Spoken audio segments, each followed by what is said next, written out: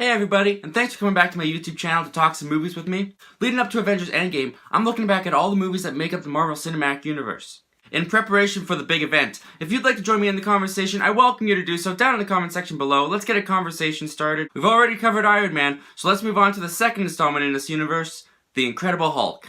If you'd like to join me in the conversation, I welcome you to do so down in the comment section below. And with all that out of the way, let's talk about The Incredible Hulk.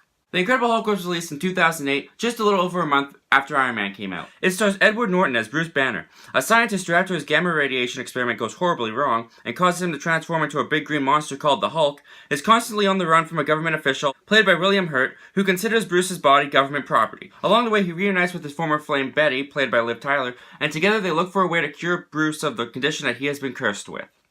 This movie is definitely the black sheep of the MCU. Aside from a surprise appearance by Robert Downey Jr., and the fact that they brought William Hurt's character of Thunderbolt Ross back in Infinity War and back in Civil War, there really isn't much that connects us or makes us an essential piece when watching the MCU. Mark Ruffalo is Bruce Banner, aka the Hulk, and has been since the first Avengers movie all the way back in 2012. But before there was Ruffalo, Edward Norton was actually our Bruce Banner and Hulk. And it may have to do with the fact that Mark Ruffalo has played his character for so long and has done such a great job portraying him and making him his own, that when I rewatched this movie back, I'm really not a fan of Edward Norton's Bruce Banner. I'm not saying that Edward Norton isn't talented. He is. I've seen Fight Club, though I don't dare talk about Fight Club. I'm not knocking on the guy's talent, and he actually does have some good moments in this movie. I feel that he's at his best as his character when he's portraying Bruce's desperation to find a cure and his fear of the Hulk. Whenever the Hulk is hinted at or brought up, Edward Norton does a great job of expressing so much fear and anxiety within Bruce Banner that he doesn't want this creature to come out of him, because he just knows the damage and harm that this thing can do. And when he expresses this through his body language and the emotions through his facial expressions, he's actually quite good.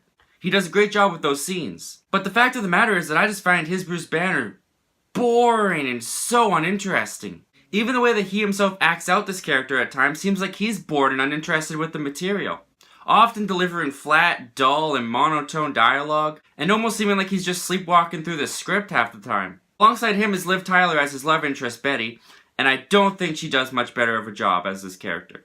To me, she did feel like she cared more about the material and the script more than Edward Norton did. To me, she felt like she cared and was trying more than Edward Norton was. But 90% of the movie, she whispers every line she's given. It doesn't change in tone or expression, which also makes it feel really dull and boring and not interesting. And the love scenes come across as so smooshy, unrealistic, and forced.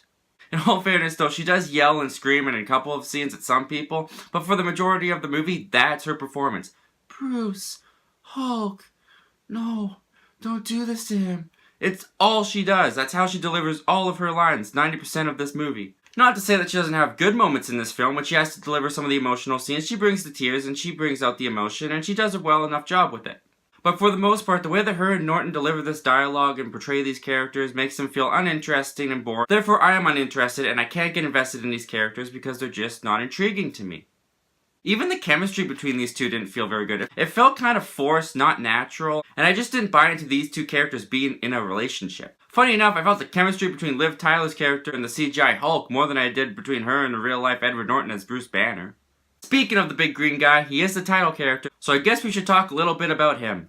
I love the first time the Hulk is released in this movie. He's all in the shadows and in the corners, and he's hidden, and he's in the darkness, and he's sucking people up into the blackness, and they're screaming, and he's throwing them around the room, and you can't really get a good look at him. It really does come across as a monster movie moment.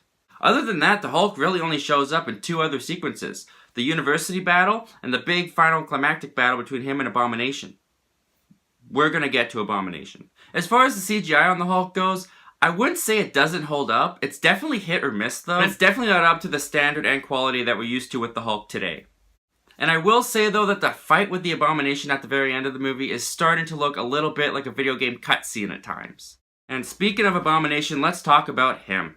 This is definitely one of the worst MCU villains. Tim Roth does fine as this villain with what he's given, which isn't much, but his motivations are very weak, he's written very poorly, and he doesn't feel like he's a focus of the movie, except for the fact that we need to have one big final battle at the end of the movie, so we gotta have a villain in this to introduce Abomination at the end so we can get that big CGI battle that we can use to promote in all the trailers. And that battle's really fun and really cool to watch, but other than that, I didn't feel like Tim Roth or his character added anything to the story. The movie did introduce some interesting ideas though that I wish they could have explored more and had more time with. One that really stuck out to me was it seemed like they were giving Bruce Banner some kind of PTSD after he had turned back from the Hulk. There's a couple of scenes that I feel support this, like for example, after the big university battle scene with the Hulk, we see Bruce Banner in the shower, and when he looks up at the shower head, it turns into the barrel of the gun from the gunner helicopter that was shooting at the Hulk, and he kind of freaks out and falls to the ground. There's a couple other moments that support this, like Bruce Banner waking up to gun noises and guns going off and visions of guns firing at him. Unfortunately though, the idea is only really hinted at and I wish they could have explored that more. Maybe that's something the MCU can bring back in later films. One thing that I have always found cool though is that the way that this movie ends, I can get my brain to feel like this connects to the Avengers movie by having Mark Ruffalo be this character, just much older. They don't really specify when this movie takes place. I know it came out in 2008, but I don't believe the date is ever said. With him and Bella Coola and he's left Betty, and we get that final shot where it shows that he has learned to control his anger, that does bleed into Mark Ruffalo and the Avengers saying that he has a secret of how he controls it and that he's always angry and he can summon the Hulk on command. And it would also add to the fact that he hasn't seen Betty in years, so it makes sense that she hasn't been in the MCU thus far. I do wonder if they'd ever bring Liv Tyler back as this character and connect this movie in a more greater way. Although if they do bring her back, she can't whisper every line, it would just drive me nuts. Overall though, I do think this movie is probably the weakest in the Phase 1 MCU movies after watching it back again. But I don't think it's all that bad. I think it's just an okay, mediocre kind of movie. I find faults within it, but I still find the story to be decently interesting. I like the manhunt between the government and Bruce Banner.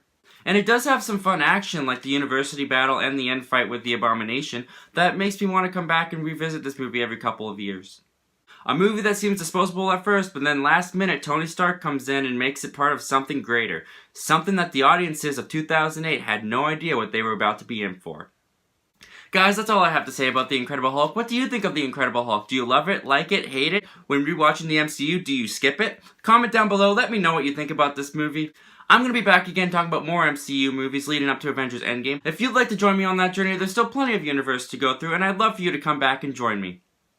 Thank you so much for clicking on this video and checking out my channel. Once again, my name's Zachary Milne. Thanks for talking movies with me, and I hope you have yourself a great day.